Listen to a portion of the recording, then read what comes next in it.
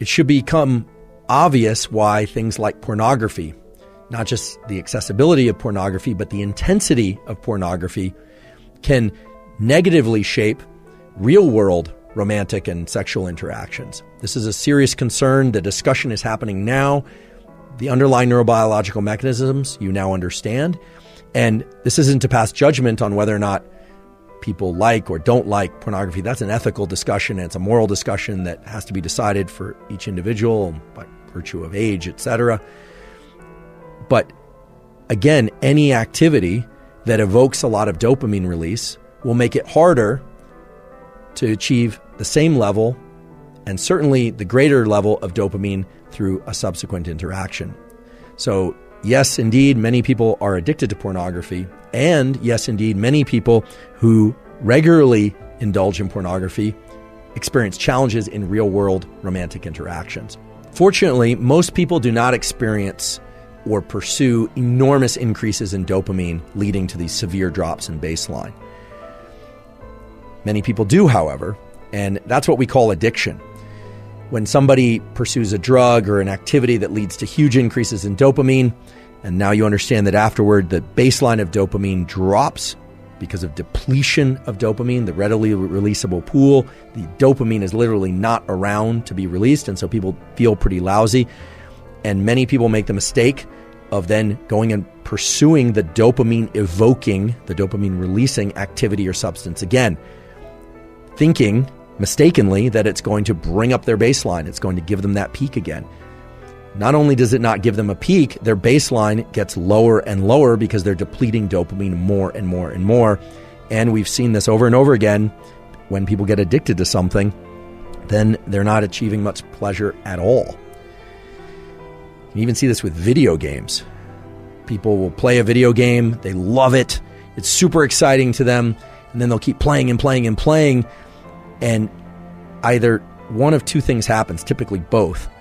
First of all, I always say addiction is a progressive narrowing of the things that bring you pleasure. So oftentimes what will happen is the person only has excitement and can achieve dopamine release to the same extent doing that behavior and not other behaviors. And so they start losing interest in school, they start losing interest in relationships, they start losing interest in fitness and well-being, and depletes their life. And eventually what typically happens is they will stop getting dopamine release from that activity as well, and then they drop into a pretty serious depression. And this can get very severe, and people have committed suicide from these sorts of patterns of activity.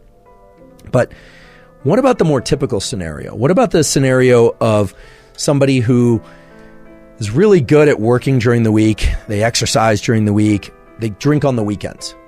Well, that person is only consuming alcohol maybe 1 or 2 nights a week, but oftentimes that same person will be spiking their dopamine with food during the middle of the week. Now, we all have to eat, and it's nice to eat foods that we enjoy. I certainly do that. I love food, in fact.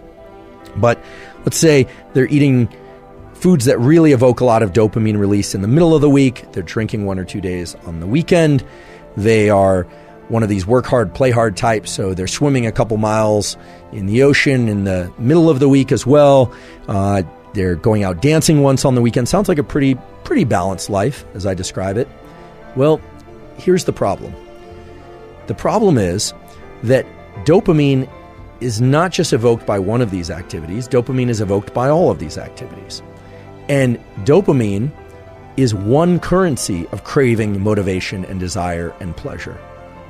There's only one currency. So even though if you look at the activities, you'd say, well, it's just on the weekends, or this thing is only a couple times a week. If you looked at dopamine simply as a function, as a chemical function of peaks and baseline, it might make sense why this person, after several years of work hard, play hard, would say, yeah, I'm feeling kind of burnt out. I'm just not feeling like I have the same energy that I did a few years ago. And of course, there are age-related reasons why people can experience drops in energy, but oftentimes what's happening is not some sort of depletion in cellular metabolism that's related to aging. What's happening is they're spiking their dopamine through so many different activities throughout the week that their baseline is progressively dropping. And in this case, it can be very subtle. It can be very, very subtle. And that's actually a very sinister function of dopamine, we could say, which is that it can often drop in imperceptible ways, but then once it reaches a threshold of low dopamine, you just feel like, we can't really get pleasure from anything anymore.